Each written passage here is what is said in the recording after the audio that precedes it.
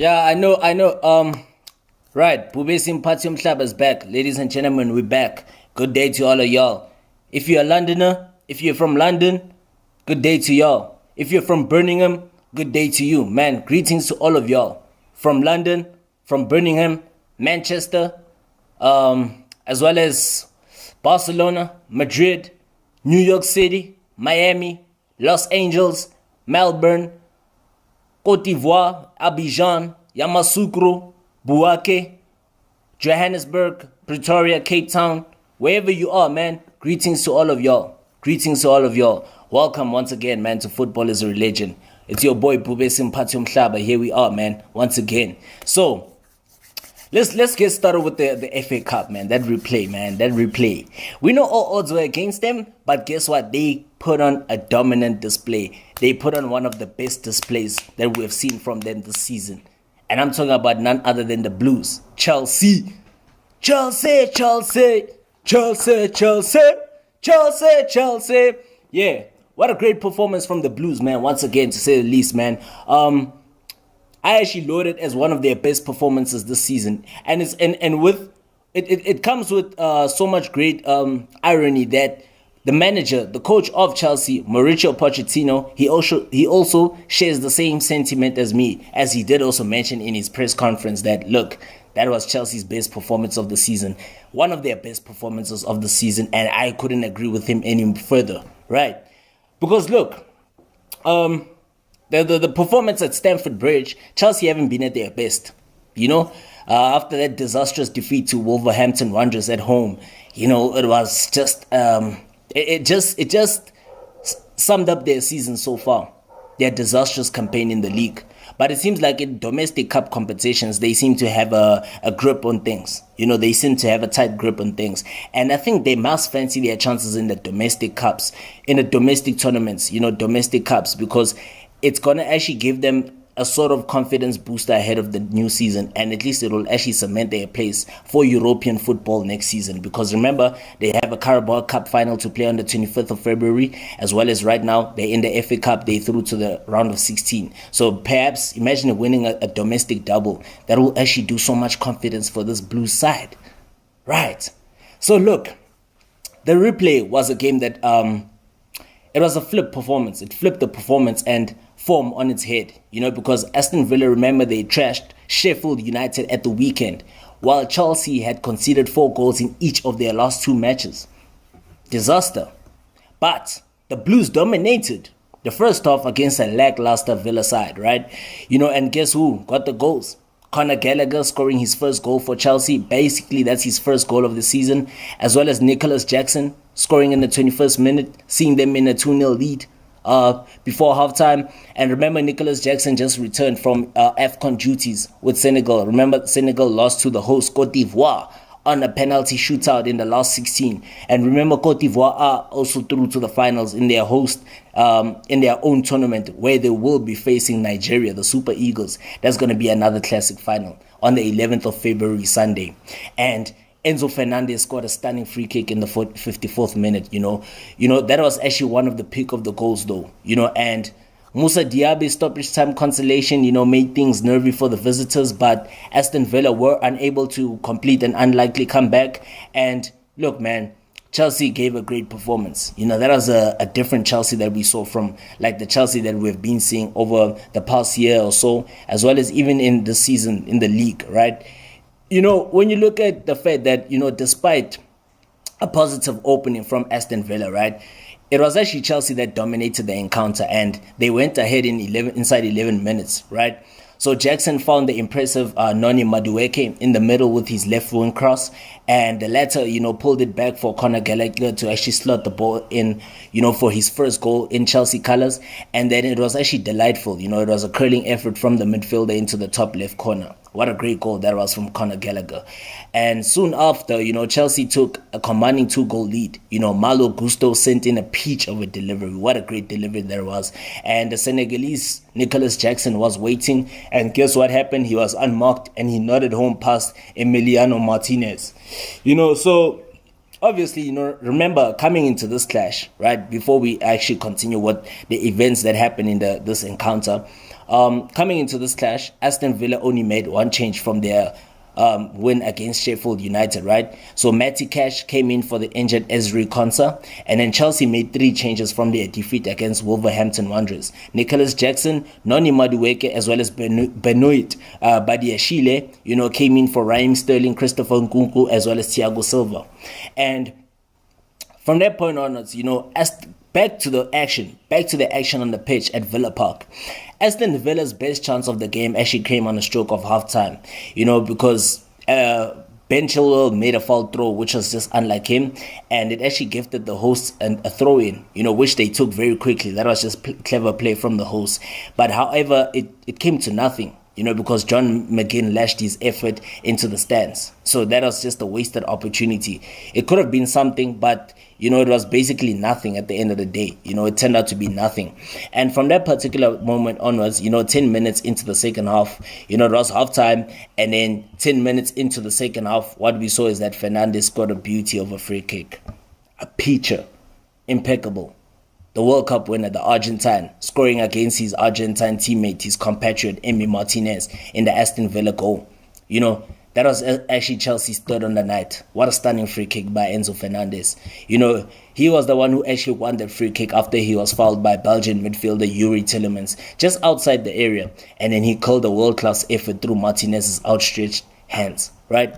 And from that particular moment in time, as they were trailing by 3-0 at home, Aston Villa did actually improve on their performance, although it was a little bit too late because McGinn had a few openings while Alex Moreno nodded wide, but they did score a late consolation, through Diaby. He shot through the area which was fizzled through the legs. It fizzled through legs before nestling into the net via the goal post. But despite the nervy ending for Chelsea, it was not enough to actually force extra time. As now Aston Villa have exited the FA Cup.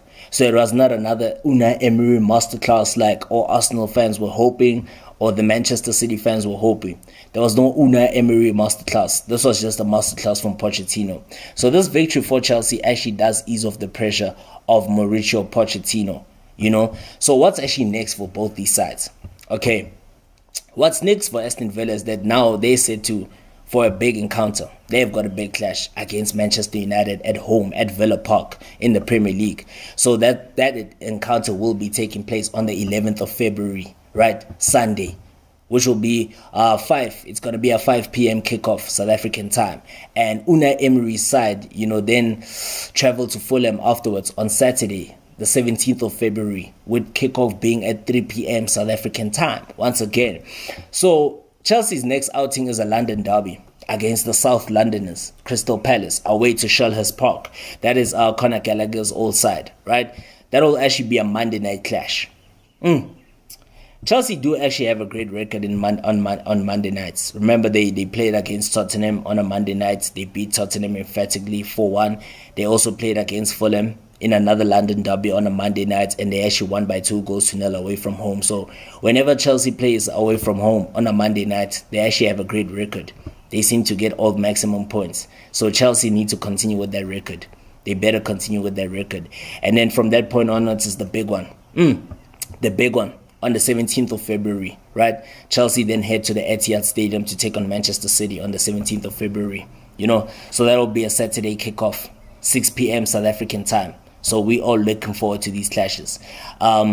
And hopefully it will actually give them confidence. This victory in the FA Cup will actually give them confidence going into the league, because they will be playing 2 big games. I mean, it's a derby, a London derby against Crystal Palace, as well as another another must-win game away to Etihad. It won't be an easy game for them, but it's a very important, clash for Chelsea because they really need to collect as many points as possible in order for them to actually save their season in the Premier League. Because what Chelsea wouldn't want and what they wouldn't need at this stage of the season is them to actually finish outside of the top 10. Because remember, instead, let's say, for instance, if they don't win the Carabao Cup or they don't win the FA Cup, right? They will have to at least improve on their league form, So that's why that's a massive 6-pointer for them. Although it won't be easy, because playing away games to Crystal Palace as well as another away clash too, Manchester City. It's not going to be easy for them, but it's a massive 6 pointer that they need, because now they've just emerged from a crisis, that has, cast a cloud over the club, in stunning fashion, right? Because the way they were able to outclass, Aston Villa, has to be commended. Because remember, Aston Villa, had their form at home has been formidable this season, and that's what actually made them firm favorites, to actually reach, the round of 16. But Mauricio Pochettino's men actually produced a devastating attacking display, to actually ease the pressure on him as a manager, because there's been a lot of pressure on Mauricio Pochettino, because of the poor run of results and stuff like that. That's the reason why there's been a lot of pressure on him, because now his short tenure at Stamford Bridge was under severe scrutiny following that 4-2 home defeat to Wolverhampton Wanderers on Sunday, and it actually left them languishing in 11th place in the Premier League. So Chelsea are in 11th. They're even outside of the top 10, way outside of Europe. They're even far off the pace, in terms of securing European football, where for next season, right? And their cup performances are actually risking them this season. Remember, now they've reached the Carabao Cup final, where they will set up another classic clash against Liverpool at Wembley on the 25th of February. Whilst this surely, was their best performance by far this season, against the Villa side, who have only lost 2 games out of 16, on their home ground, right? So it tells you another thing that Chelsea here and there, they can perform whenever they want to, even when odds are against them, but they need to really be more consistent, right?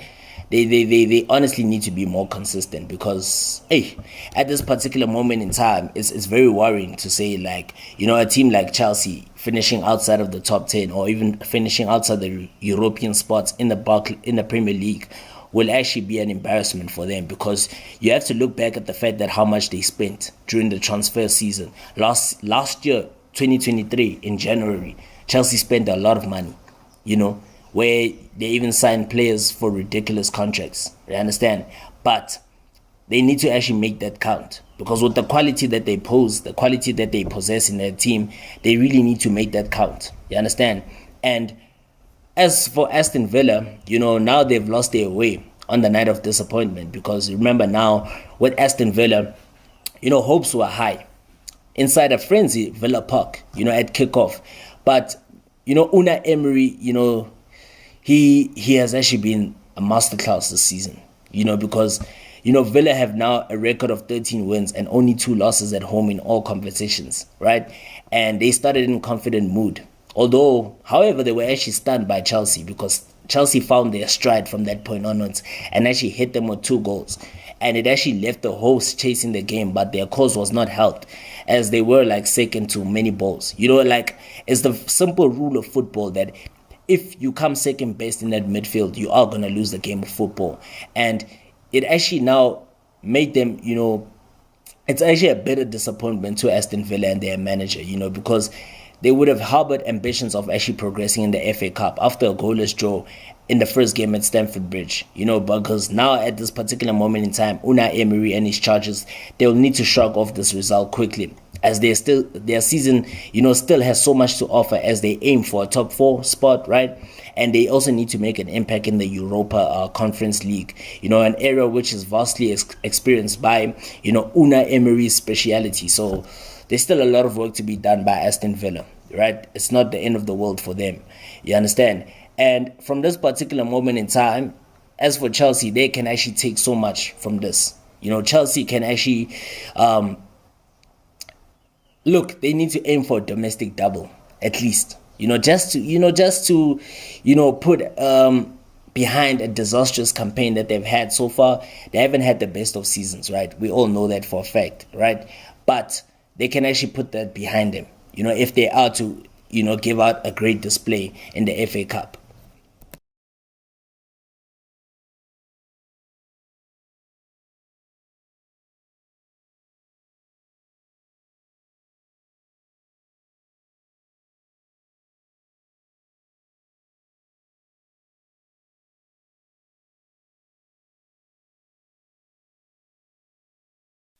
And then in the other FA Cup, Joe, in the other FA Cup replay, right, we saw a clash between Nottingham Forest as well as Championship side Bristol City.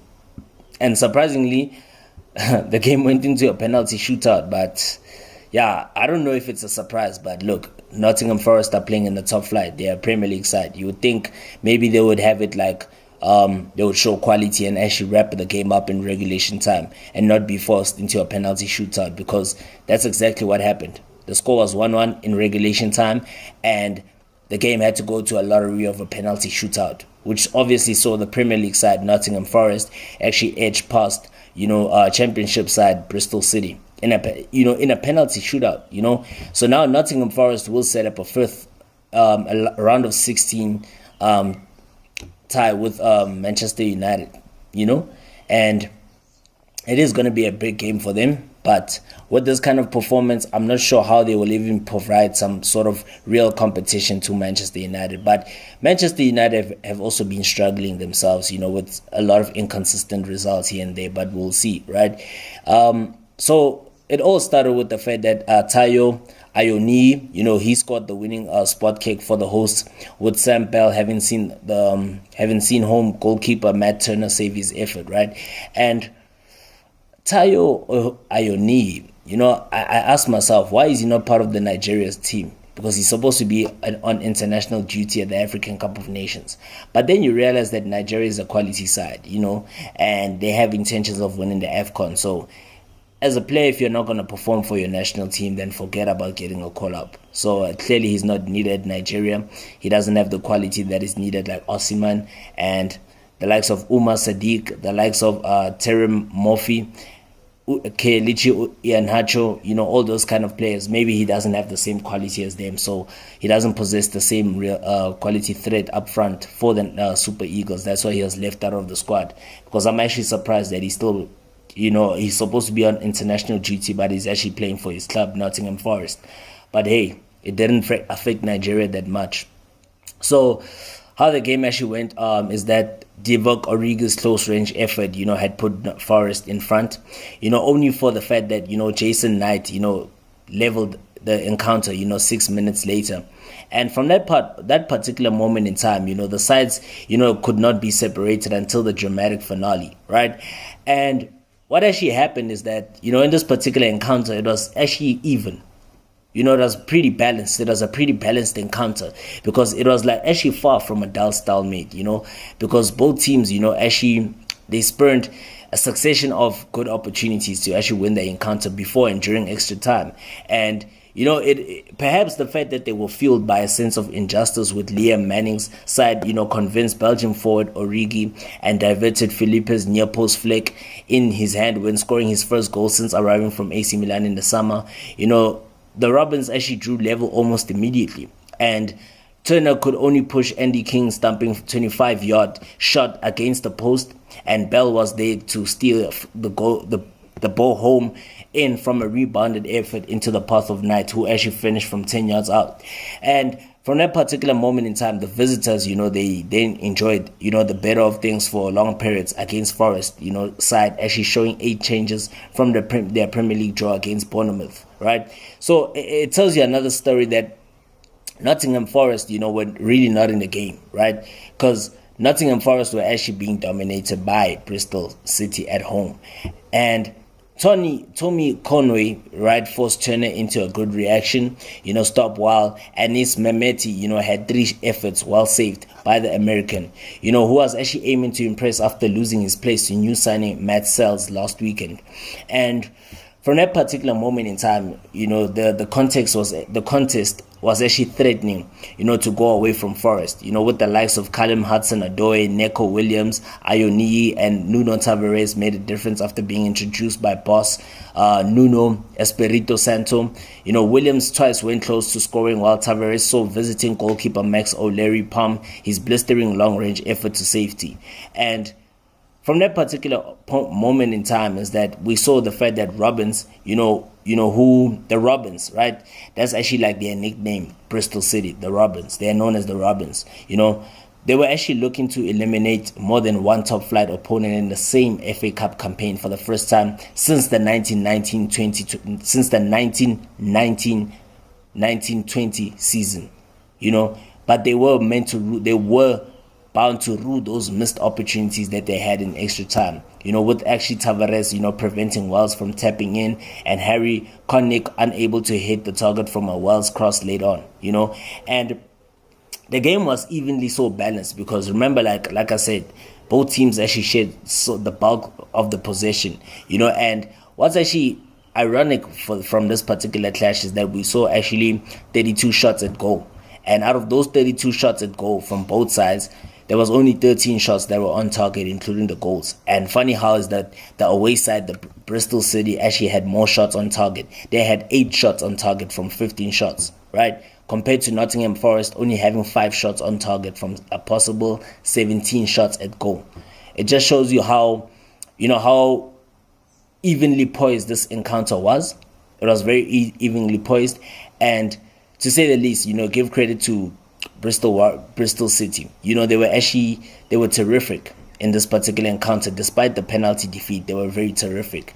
And I guess, we heard even Bristol City, their boss, Liam Manning, he said his side were terrific, and I couldn't actually agree with him anymore because they were terrific, despite the fact that they actually lost, via penalty shootout to Nottingham Forest in their FA Cup, fourth round replay, and for the fact that they were actually able to take the game to a penalty shootout against a Premier League opponent, then understand you have to give Bristol City the credit, because Bristol City, they haven't really had their best season in the Championship because they've had also an inconsistent run of results, but they were actually trying to fancy their chances in a domestic competition, which is the FA Cup, remember.